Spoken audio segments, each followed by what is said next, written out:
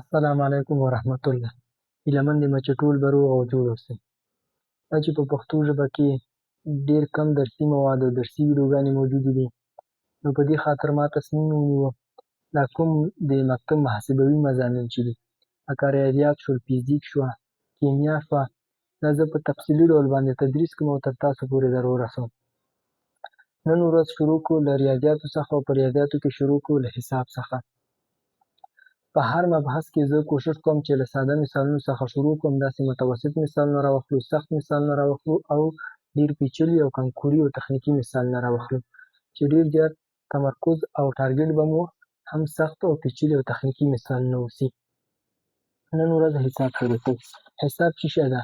حساب د ریاضیاتو یوه څانګه، د ریاضیاتو یوه برخه ده، کوم چې له اعدادو سره سر و کار لري، په اعدادو باندې مختلفې عملیې اجرا کوي او چې په نتیجه کې بیرته مونږ ته یو عدد لاسته راځي. څه مطلب؟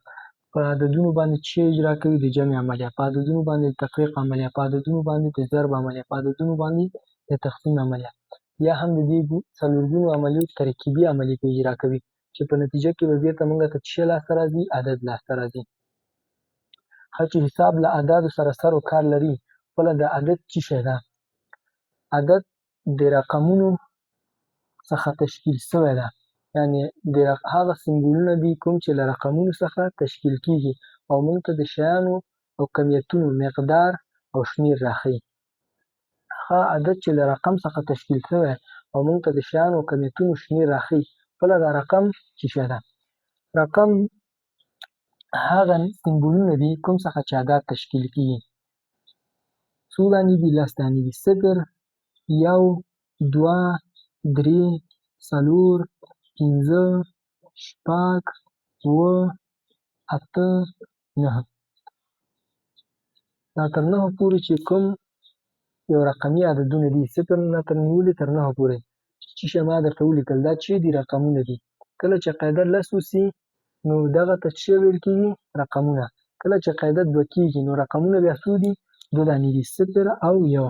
کله چې قاعده 3 کېږي نو 0 1 او 2، دا بیا په قاعده د 2 په قاعده د 3. نو رقمونه چې موږ مکتب په سطح ورسره سر و کار لرو، هغه ډیسیمل یا د 10 په قاعده دي چې هغه له 0 نه نیولې تر 9 پورې، یعنې همدغه له 0 نه نیولې تر 9 پورې چې موږ هر یو ځای کوو نو دې څخه څه لاسته راځي؟ عدد لاسته راځي.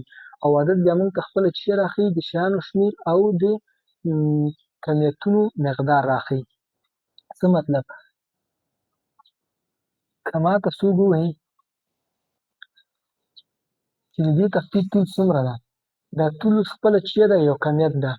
زه ورته وایم 80 سانته، د دې تختې څه ده؟ طول ده، سانتي متره د تختې طول ده. اوس 80 سانتي متره د دې تختې خپله څه ده؟ مقدار شو، د طول مقدار شو. 80 باندې چې مې بیان کړه، دغه 80 اوس خپله څه ده؟ عدد ده. یا فرض مثال ماته څوک ووایي چې څو وروڼه لري، زه ورته وایم 4 وروڼه، نو دغه 4 خپله اوس څه ده؟ د شیانو شمیر ده چې ما په څه شي باندې بیان کړ؟ په عدد باندې مې بیان کړ. همدارنګه که چا نه څوک پوښتنه وکړي چې څو ډوډۍ خوري، هغه فرضاً ورته ووایي چې 1.5 ډوډۍ، نو دغه څه باندې مې چې بیان کړ دا اوس خپله څه ده؟ عدد ده. عددونه خپل قسمونه لري او مختلف ډولونه لري چې هغه به موږ انشاءالله په راتلونکي درس کې ورباندې رڼا واچوو. نو عدد څه شی ده؟ هغه څه ده چې له رقم څخه تشکیل کېږي او موږ ته د شیانو او کمیتونو مقدار او شمیر راښيي. فرض مثال زه همدغه نه یو عدد جوړوم، همدغه رقمونه څه جوړوم؟ یو عدد جوړوم. 4 او 5 یو ځای کومه څو شو؟ 45. یا 6 او 5 یو ځای کومه څو شو؟ 15. دا اوس خپله څه ده؟ عدد ده. یا 8 او 9 یو ځای کومه څه شو؟ 9. دا اوس خپله څه ده؟ یو عدد ده. همدغه نه مې عددونه جوړ نه کړ، هر عدد چې موږ او تاسې وینو، فرض مثال زه ولیکم 2.5، دا یو عدد ده، همدغه نه مې جوړ کړی نه ده. نو رقمونو څخه عددونه تشکیل کېږي. یا 3/18، دا اوس خپله څه ده؟ یو عدد ده. له همدې ارقامو څخه څنګه شوی؟ تشکیل شوی. عدد له رقم څخه تشکیل کېږي او رقمونه څه دي؟ سمبولونه او نښې دي. دغه سیستم کې د شکل کې چې ما لیکلي دې ته څه وایي؟ لویدیځ سمبولونه یا انګلیسي سمبولونه. یا انګلیسي شکل باندې لیکل شوي ارقام. یو ډول یې موږ په بله طریقه هم لیکلی شو چې هغه ته څه وایي ختیځ یا فارسي سمبولونه. زه صفر داسې لیکلی شم، یو یې داسې لیکلی شم، دوه یې داسې لیکلی شم، درې یې داسې، څلور، پنځه، شپږ، اووه، اته، نهه. دا هم څه دي؟ سمبولونه دي. زه اوس که لیکمه درویشت، داسې هم لیکلی شم او داسې هم څنګه کولی شم لیکلی شم چې په مقدار کې تفاوت نه راځي، سیستم کې هم تغییر نه ده راغلی، صرف په شکل کې څنګه شوی؟ تغییر شوی. سمبول په لویدیځ سمبولو کې په دې طریقه لیکل کېږي، یا په انګلیسي سمبول کې په دې طریقه لیکل کېږي، او په فارسي یا په شرقي سمبولو کې په دې شکل لیکل کېږي چې دواړه په قاعده د څو دي؟ لس. یو خبره دلته یادونه کړو، دغه رقمونه چې موږ او تاسې په مکتب کې ورسره سر و کار لرو، هغه په قاعده د څو دي؟ په قاعده د لسو دي. په قاعده د لسو چې سي، نو ارقامو شمېر هم څو دانې ده؟ لس دانې ده. که دا موږ وشمارو څو دانې کېږي؟ لس دانې کېږي. لس دانې کېږي. او که چېرته قاعده تفاوت کړي، قاعده دوه کېږي، قاعده درې کېږي، نو د ارقامو شمېر هم ورسره تغییر کوي. که قاعده دوه شوه، نو د ارقامو شمېر به هم څو وي؟ دوه وي. فرض مثال قاعده دوه شوه، نو صفر او یو نه به موږ څنګه کوو؟ عددونه جوړوو. که قاعده درې شي، نو صفر، یو، دوه نه به موږ څه جوړوو؟ عددونه جوړوو. نو د قاعدې د ارقامو شمېر د قاعدې سره څنګه ده؟ مساوي ده. که قاعده څلور وي، نو د ارقامو شمېر به څو وي؟ څلور وي. خو چې موږ کومو عددونو سره سر و کار لرو، هغه ډیسیمل دي چې په قاعده د څو دي؟ لسو دي. اوس موږ ته که څوک یو عدد راکړي، دا عدد موږ کومه شی لوستلی شو؟ عدد موږ کومه شی لوستلی شو؟ په دې طریقې لوستلی شو.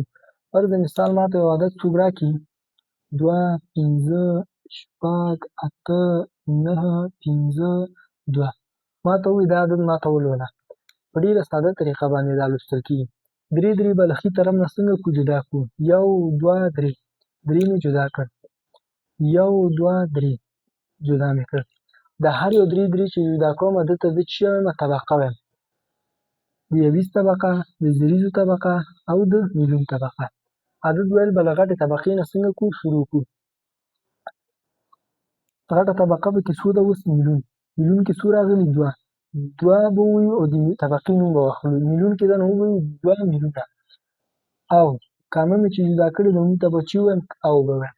او پنځه، شپږ، اته کومه څه ویل کېږي؟ پنځه، شپږ، اته. پنځه سوه اته شپېته. پنځه سوه اته شپېته په څه شي طبقه کې دي؟ په زرو طبقه کې دي. پنځه سوه اته شپېته زره. او کامه مې بیا جدا کړې، نهه، پنځه، دوه. نهه، پنځه، دوه، دا څو کېږي؟ نهه سوه دوه پنځوس.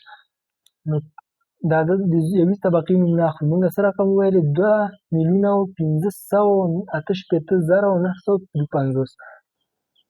هر عدد چې موږ ته راکړي، په همدې طریقه څنګه کولی شو؟ لوستلی شو. فرض مثال یو بل عدد ماته څوک راکړي، هغه زه لولم.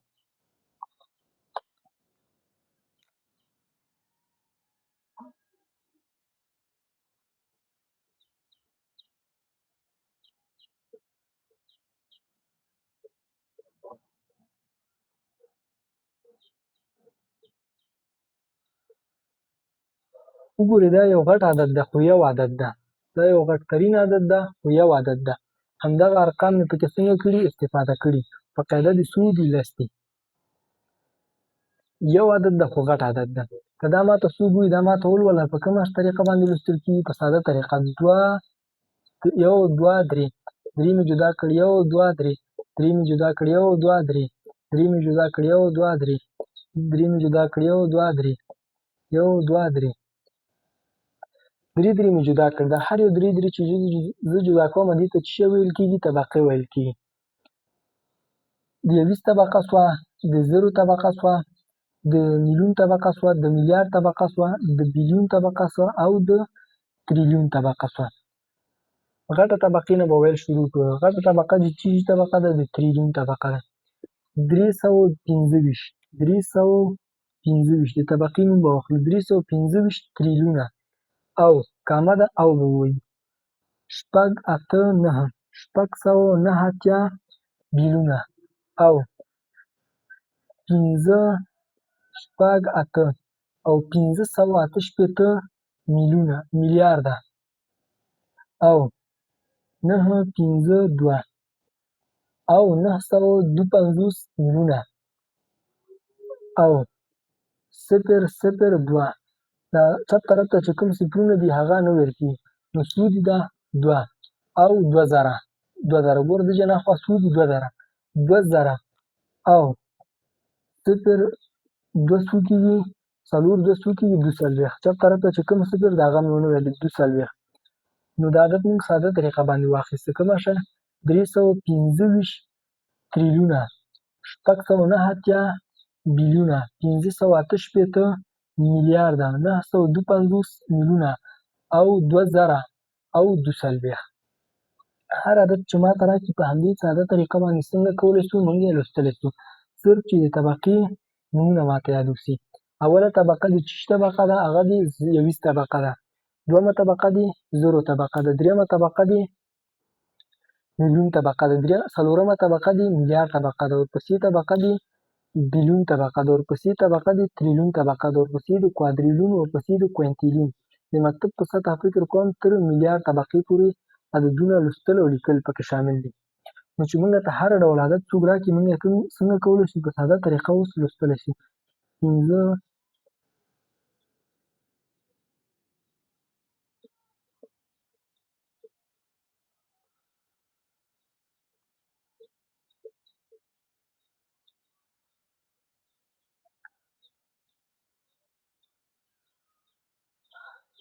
فرض مثال ماته ووایي دا عدد ماته ولوله په ساده طریقه یې لوستلی شم 3 به څنګه کوم جدا کړم 1 2 3 ښي خوا نه 1 2 3 1 2 3 1 2 3 1 2 3 1 2 3 1 2 3 طبقو ته به نوم ورکوو یویز طبقه شوه د زرو طبقه شوه د میلیون طبقه شوه د میلیارد طبقه شوه د بیلیون طبقه شوه د تریلیون طبقه شوه فرض مثال یو بل ورکوم 2 5 د تریلیون طبقه شوه د کوادریلیون طبقه شوه بیا یو ځل وایم یویز طبقه شوه د زرو طبقه شوه د میلیون طبقه شوه د میلیارد طبقه شوه د بیلیون طبقه شوه د تریلیون طبقه شوه او د کوادریلیون طبقه شوه نو دا عدد کومه شته موږ ووایو 250 په چی کې طبقه کې دي 250 کوادریلیونه 515 تریلیونه صفر شپږ کومه شی لوستل کېږي شپېته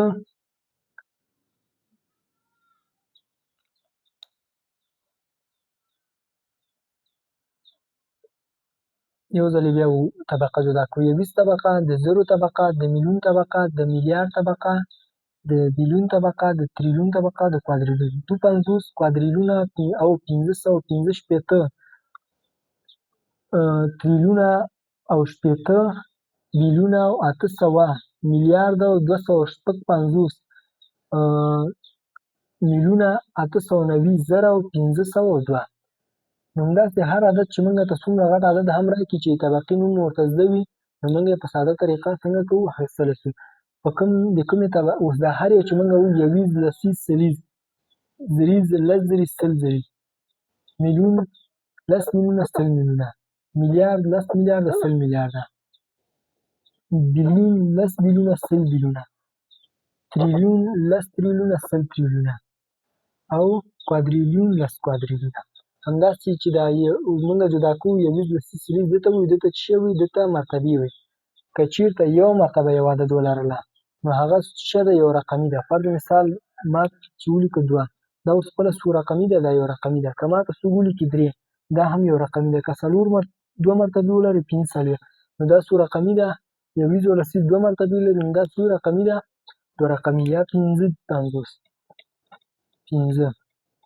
3 مرتبې لري یویز لسیز سلیز دا 3 رقمي ده نو مرتبو ته هدف مو دا ده چې یویز لسیز سلیز یویز اوس فرض مثال 2 ده دا معنا لري چې په یو کې څو راغلي په یویز کې څو دانې یوونه راغلي یو دانه په لسیز کې صفر ده یعنې بیخي لسی پکې موجود نه ده تر لسو پورې بیا په سلیز کې څو دي 15 یعنې 15 سلونه پکې موجود دي زریز کې څو ده صفر یعنې بیخي زری پکې موجود نه ده خو بیا موږ د زرو تر مرتبې پورې که موږ 10,000 ته رسو یعنې 10,000 پکې څنګه دي 9,000 پکې موجود دي.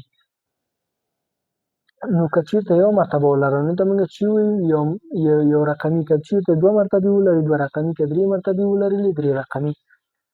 نو اوس چې هر ډول عدد موږ ته راکړي موږ یې په ساده طریقه باندې څنګه کولی شو لوستلی شو. او هر عدد چې زه اوس لیکم دا ګوره مرتبې همدغه نه څنګه شوی وي تشکیل شوی وي.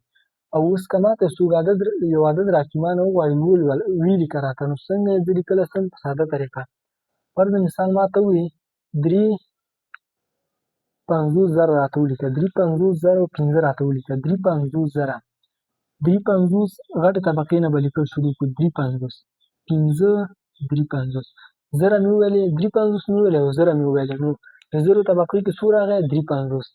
اوس چې د 350,015 5 په 21 کې ده د طبقې نوم مې نه اخیستو دا زه پوه شوم چې په چي کې ده په 21 کې 350,000 هره طبقه به اوس موږ په 3 عددونو باید پوره کړو. 15 مې په 21 کې لیکلې باید 2 صفر ورته ورکړم چې طبقه څنګه شي پوره شي.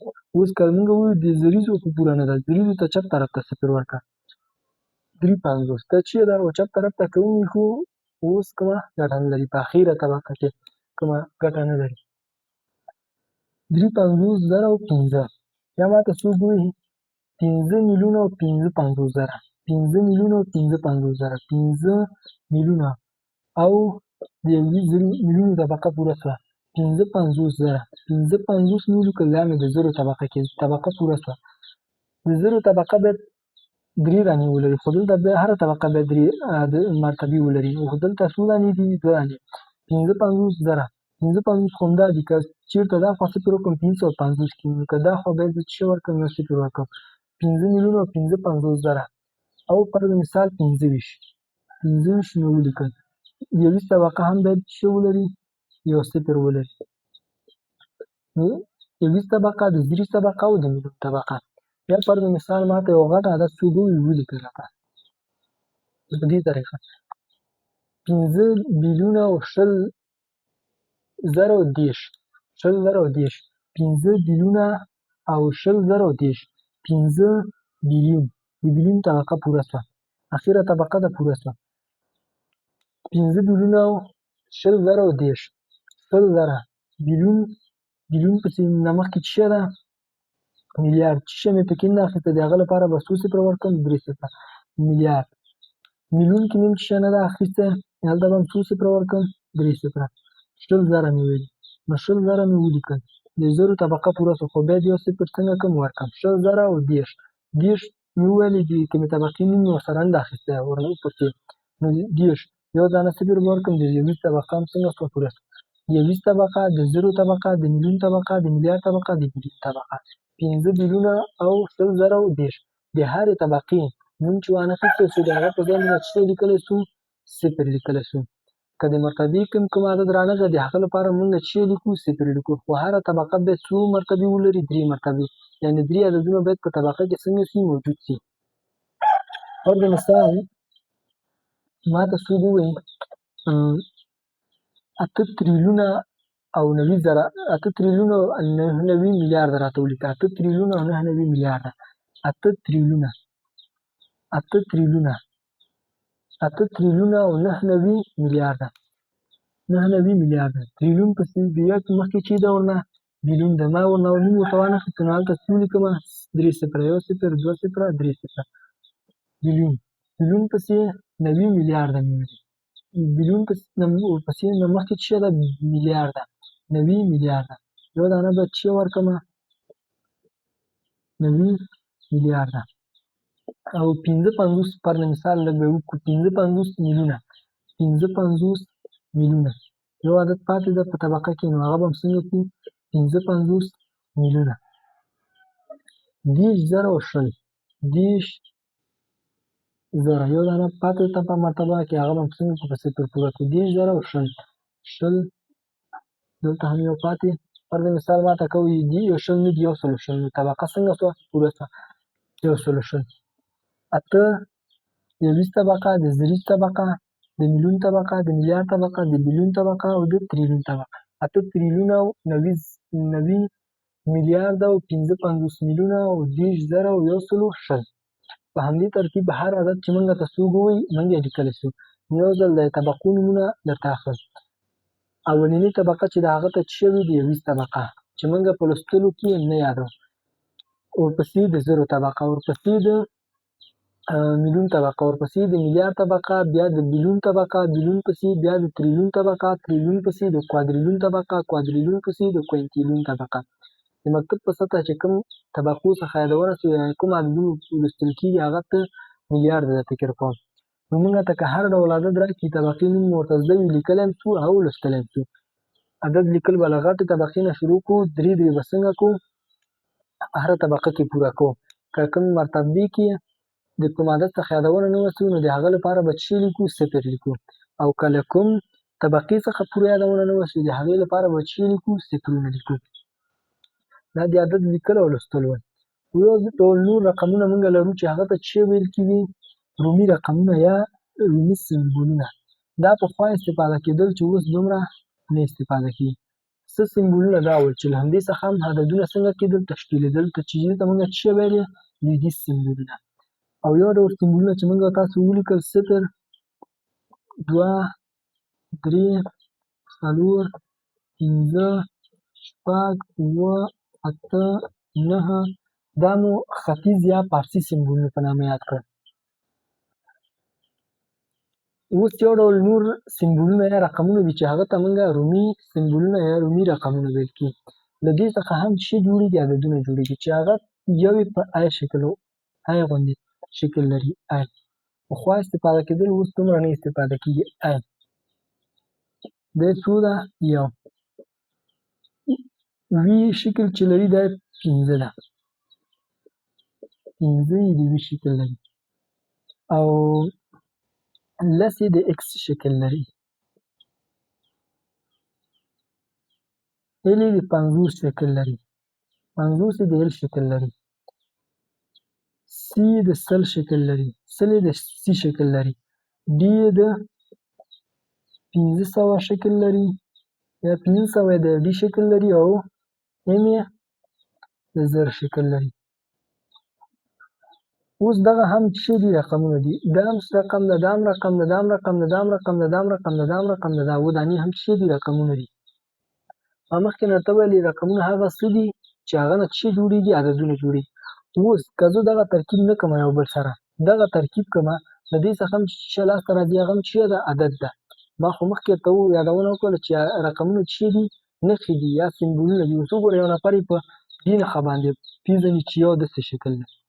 یو نفر یې په دې ډول باندې پېژني که یو داسې راغی دا څه ده؟ رقم. یو نفر 15 داسې پېژني دا یو عدد ده. یا یې داسې پېژني چې دا یو عدد ده.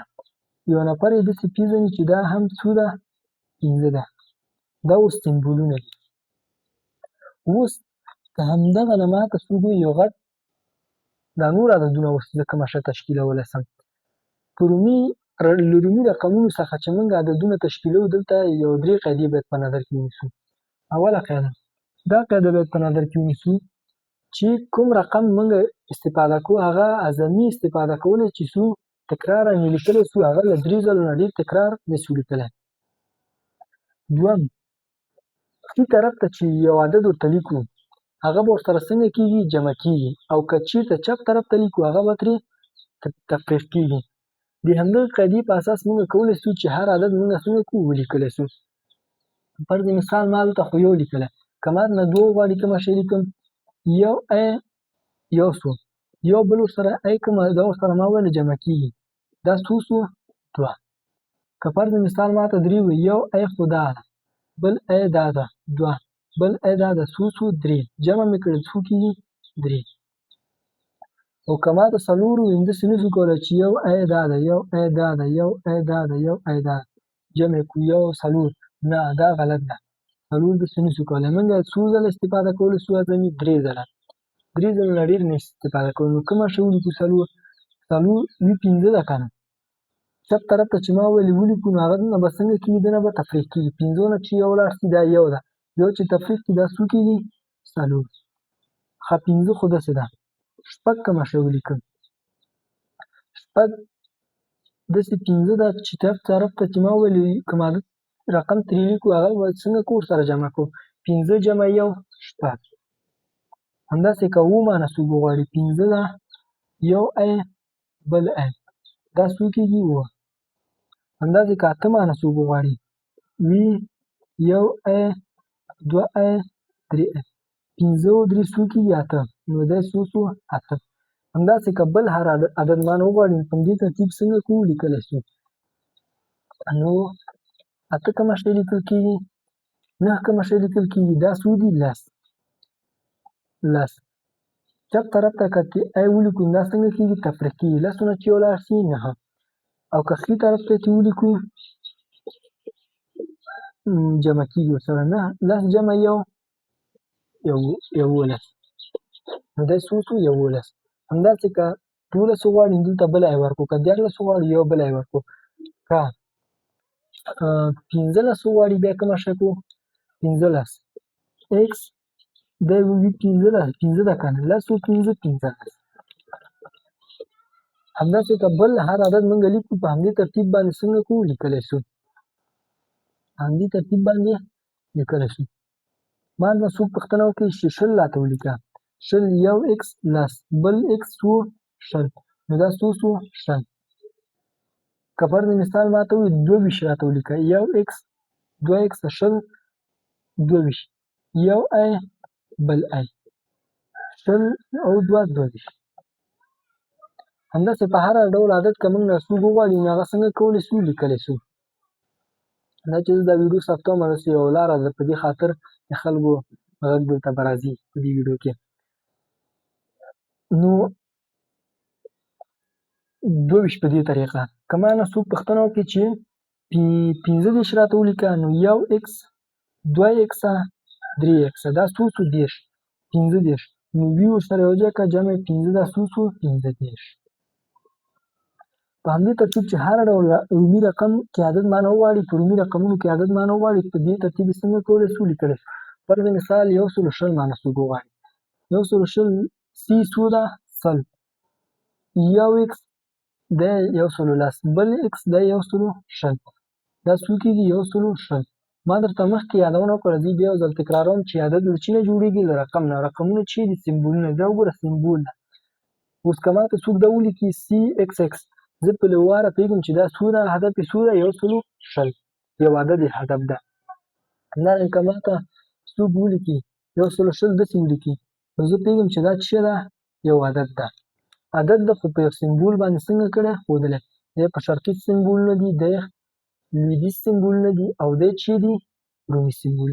فرض مثال ما نه څوک پوښتنه وکړي ماته څوک ووایي چې 400 راته ولیکه ډي 500 ده که نه ښي خوا ته چې لیکو څنګه کوو ورسره جمع کوو چپ طرف ته چې لیکو منفي کوو 400 زه غواړم ډي 500 ده سی چې سل ترې منفي کوو دا څو کېږي 400.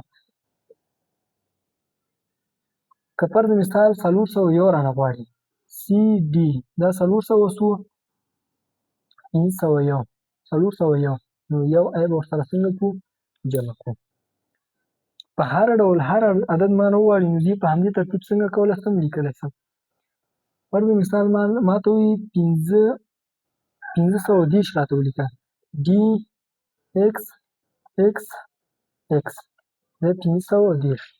که فرض مثال ماته وایي 1.5 راته ولیکه ام ډي دا څو ده 1.5 دا څو ده 401 دا څو ده 510 دا 1.5. په همدې ترتیب چې هر ډول عدد ما نه څوک وغواړي په دې رقمونو څخه ترتیبولی شو. قاعده یې همدا ده چې 3 دانونه به موږ څنګه کوو زیات نه تکراروو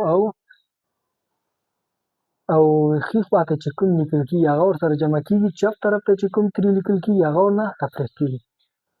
نو دا و د نن ورځې درس. سبا ورځ کې به انشاءالله موږ او تاسو په نورو موضوعاتو باندې هم بحث وکړو. هغه ملګري چې اساس یې یو څه ښه ده هغوی دې هم دا ویډیوګانې سره وګوري. زه خپله دې ته لیواله یم چې سخت او پیچلي او تخنیکي مثالونه څومره ژر کېږي هغه شروع کړو.